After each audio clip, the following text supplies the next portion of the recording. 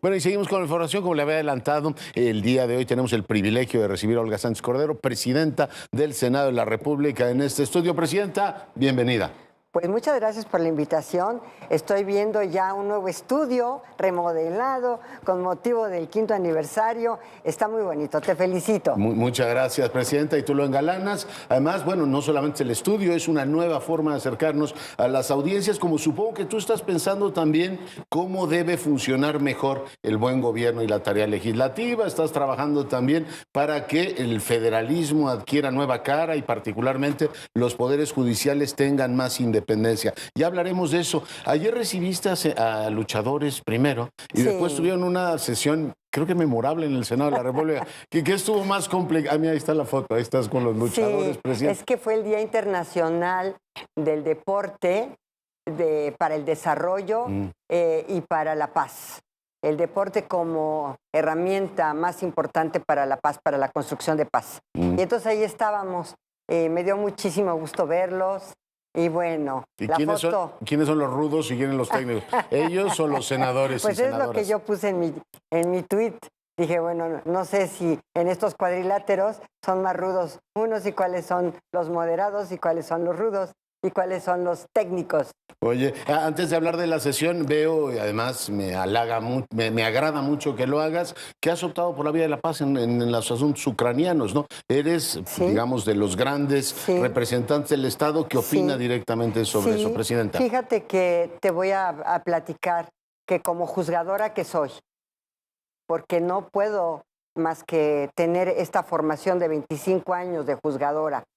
Pues si me dicen es masacre, no es masacre. Son personas asesinadas que yacen en las calles de Bucha y que además condeno a los perpetradores que realizaron estos asesinatos.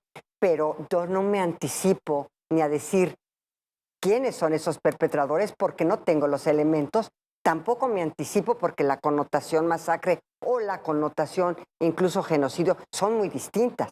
Allá había personas efectivamente asesinadas, lo cual verdaderamente pues circuló esta noticia horrible de haber visto estas imágenes, pero también pues de alguna manera siempre en la línea de las investigaciones. Claro. De las investigaciones. Que también subías al Twitter la posición de nuestro embajador en Naciones Unidas pidiendo que haya una comisión de investigación. Lo que es horrendo que estén matando a gente de esa manera. Está tremendo, ¿verdad? Pero después también ahí se filtró otra versión de que no habían sido los rusos, de que sí habían sido. Las investigaciones, mi querido Leonardo, para llegar a una verdad real de lo que sucedió. La sesión del día de ayer fue una, digamos, expresión natural de la vida, digamos, pública, ¿o la viste particularmente su vida de tono? No, yo creo, el coordinador me dijo que yo era un tanto más tolerante, ¿no? Pero mira, Leonardo, vuelvo a mi formación de juzgadora. Para mí, el escuchar a todas las partes es importantísimo. Es importantísimo. La gente tiene mucho que decir, los políticos tienen mucho que decir. ¿Y qué más que un parlamento para decir las cosas?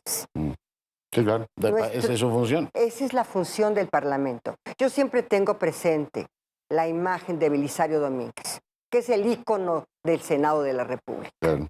¿Y qué le pasó a Belisario? En el Senado fue a decir todo lo que pensaba de Huerta. Y por eso, primero, le mutilaron la lengua y posteriormente lo ejecutaron. Claro. Entonces, el Senado y nuestro ícono nos da lecciones de que el Senado es para hablar, para hablar, para posicionarte. Claro. Fueron efectivamente pues expresiones. El propio coordinador dijo, bueno, pues admito todas las preguntas y ahí se fue alargando. Fue una sesión creo que muy vista y creo que se agradece también que el Parlamento debate lo que se está debatiendo en el resto del país, ¿no? En la vida nacional y en el resto del país. Yo no puedo coartarle la libertad a ningún senador o senadora, su libertad de expresarse.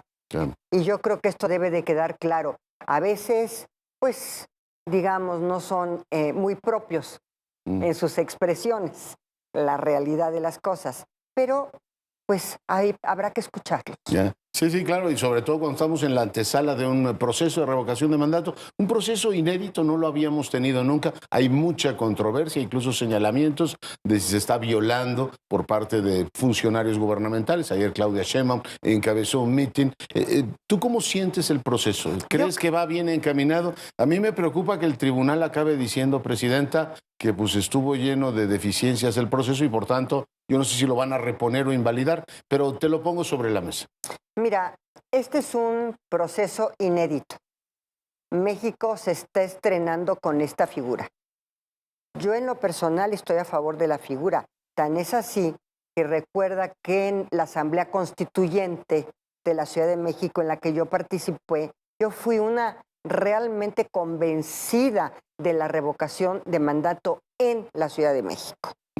Y yo creo que es un ejercicio interesante, porque, por ejemplo, Estados Unidos, bueno, tiene 4 años y luego 4 años de reelección, pero es prácticamente la mitad, 4 años, y ahí va la gente a ratificar a su presidente o a revocarle la presidencia, como sucedió, por ejemplo, con Jimmy Carter, bueno, con el propio Trump, en donde ganó el Partido Demócrata. Entonces, y ganó Biden. Entonces, pues este es un ejercicio, no a los 4 años como lo tienen los norteamericanos, de elección cada 4 años, sino un ejercicio a la mitad del periodo de un presidente. Y creo que es muy sano porque te da la oportunidad como población de calificar a un funcionario de altísimo nivel, el del más alto nivel, como es el presidente de la República.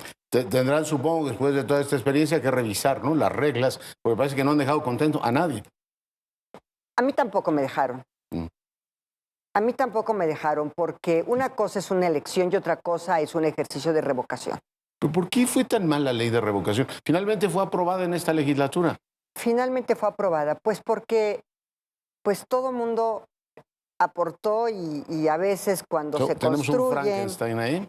cuando se construyen estas normas, pues se construyen con la opinión de todos para que la construcción pueda llegar a, pues precisamente a concretarse en una ley y poder tener las mayorías para poder avanzar sobre esta. Porque no parece haber quedado contento nadie. Ayer todavía vimos a la jefa de gobierno. Yo creo que hay que revisar. Es decir, el INE que nos pone, bueno, pues el INE cumple la función que le dieron, ¿no? Oiga, presidenta, preguntarte, tú has estado trabajando también por hacer compatibles 2 temas que son fundamentales: el buen gobierno con la función legislativa. Tenemos un presidente muy popular, pero no necesariamente es tan popular el poder legislativo. ¿Cómo podrían acompañarse, coordinarse apropiadamente para dar mejores resultados? Precisamente mi preocupación desde que yo llegué a la presidencia del Senado es elevar incluso la percepción, porque también mucho de esto es percepción, elevar el trabajo legislativo en el sentido de que también tenemos que tener hacia afuera, una percepción mejor y mejor calificada por la población que de lo que tradicionalmente ha estado tanto la Cámara de Diputados como la Cámara de Senadores. Y esto se hace a través de un trabajo legislativo permanente y de normas que realmente tengan un impacto importante en la población.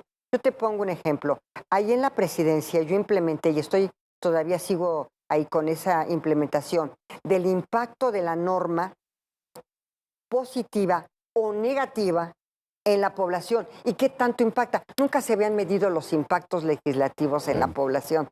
Y yo estoy teniendo ese ejercicio dentro de la presidencia del impacto legislativo. Otro importante tema que estoy también realizando en la presidencia es estar en contacto y en comunicación con los congresos locales para la armonización legislativa. Porque muchas veces se expide una norma general y esa norma general tiene que, como sabes, la norma general distribuye competencias y da los lineamientos mínimos normativos en cualquier materia, educación, salud o cualquier materia. Entonces, con esos lineamientos mínimos, con esas normativas mínimas y con esa, digamos, la categoría de ley general para la armonización legislativa en cada una de las entidades federativas, pues tú tienes que avanzar. Y lamentablemente, como tú sabes, muchas de estas leyes generales y de estas reformas constitucionales se vencen los plazos y no hay la expedición en los diversos estados de la norma que tienen la obligación de expedir. Claro. Y ahí tienes ahí un problema de falta de armonía, ¿no? De desfase. Y de falta de armonización. A este país le duele la impunidad y bueno, tú eres juzgadora, ministra en retiro de la Suprema Corte, el tema de que los poderes judiciales no están cerca de la gente, no resuelven los temas de la gente. Has estado trabajando también porque los estados reformen efectivamente la forma en que se integran los poderes judiciales. Mira, yo tengo 2 reformas presentadas. Una, precisamente con las garantías institucionales para los juzgadores. Y estas garantías institucionales le dan una gran autonomía, independencia a los propios juzgadores para resolver sin influyentismo, sin influencias, asuntos importantes, porque muchos asuntos pues son importantes para las personas, únicamente para las personas que acuden a un juzgado o a un tribunal, pero no para la mayor parte de las gentes, sino para ellos. Patria potestad, alimentos, custodias, en fin, contratos de arrendamiento, en fin, todo lo que son la justicia cotidiana para los particulares. Y también tenemos los grandes temas nacionales de los tribunales constitucionales en el mundo, del Tribunal Constitucional del Estado mexicano, que es precisamente la Suprema Corte. Entonces, son diversos niveles obviamente, de juzgamiento. Pero en todos los casos, la independencia, la autonomía, la carrera judicial, la inamovilidad en el cargo, el presupuesto de los poderes judiciales son garantías institucionales que tienen que estar siempre en todos los poderes judiciales. Sí, para que si hay alguna, incluso una expresión pública, como la del presidente sobre los ministros ayer, que fue muy dura, pero hoy van a deliberar, supongo que con toda la integridad del cuerpo, y dirán, bueno, el presidente puede decirnos que si la ley es la ley o lo que quiera, pero finalmente tienen esa garantía de poder, en este caso en la Suprema Corte, actuar con toda independencia. Y la movilidad en el cargo y también la independencia y su criterio, que al final del día se construye las resoluciones por mayoría, por unanimidad, o bien con votos particulares y con votos concurrentes, pero al final del día la mayoría es, digamos, la resolución que emite el colegiado o el Tribunal Constitucional del Estado mexicano, que es la Corte. Y son grandes, digamos, pequeños, grandes ladrillos para construir un mejor Estado. Presidenta, tú has sido, digamos, como rupturista en ciertos planteamientos. Cuando eras secretaria de Gobernación pusiste el tema de la cannabis, ahora abrieron un foro para esto de la maternidad subrogada, pero este país como que es muy tradicionalista. Lo de la cannabis, yo tengo la impresión de que no transita, ¿no? Hay ciertos, incluido Palacio Nacional, que no les acaba de convencer. Yo desearía firmemente que el tema de la cannabis se regulara. Estamos ya atrasados, Leonardo. Bueno, sí. Estamos desfasados. Ya inclusive Estados Unidos está pensando en el Congreso Federal para también regular la cannabis. Y no se diga que ya tiene muchos estados regulando la cannabis localmente. La cannabis es una planta maravillosa.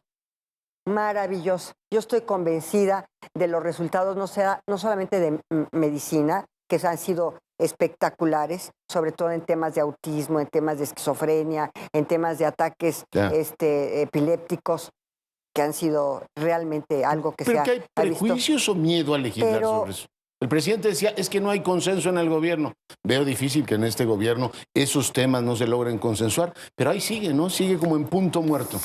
Bueno, no tan en punto muerto, ya prácticamente tenemos la ley construida con todas las fuerzas políticas, pero vamos a tener reuniones justo después de Pascua para ya darle la última revisión, en su caso, el último matiz a la ley. Ya.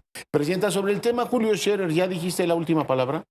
Yo creo que ya. Yo desde que salí de la Secretaría de Gobernación cerré el capítulo. Yo no he tenido absolutamente, se dijo que yo investigaba con recursos públicos, pero a ver, Leonardo, no tengo ni siquiera.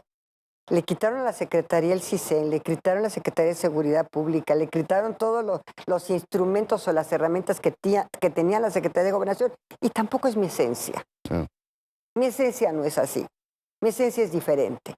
Yo en la Secretaría quise llegar para darle a la Secretaría una nueva cara. Me han preguntado, bueno, pero ¿por qué si ya estabas en el Senado? ¿Pero por qué si tenías esta carrera judicial? ¿Por qué llegar a una secretaría tan, digamos, tan difícil, tan intensa? Porque era una mujer que llegaba y bueno, Pero, quien porque, te pregunta eso no sabe cuál es la historia reciente de este país. pues, pero en lo que toca a mi propia persona, por eso me lo preguntan. Pero oye, es que de verdad, yo creo que no se entendería ya la Secretaría de Gobernación como se está entendiendo, como una secretaría distinta, como una secretaría del diálogo, como una secretaría de los derechos, como una secretaría de la protección, sin que yo hubiera estado los 3 primeros años. Además, de la tú la recibiste así, ¿no? Fue el diseño institucional que asumiste como secretaria de Gobernación. Así fue, así fue. Presidenta, un privilegio que has aceptado venir. Gracias, Leonardo, te lo agradezco muchísimo porque además para mí es una gran oportunidad, de verdad, y si me invitas, vengo. Y lo haremos con frecuencia. La presidenta del Senado, Olga Sánchez Cordero, para fortuna nuestra, hoy amaneciendo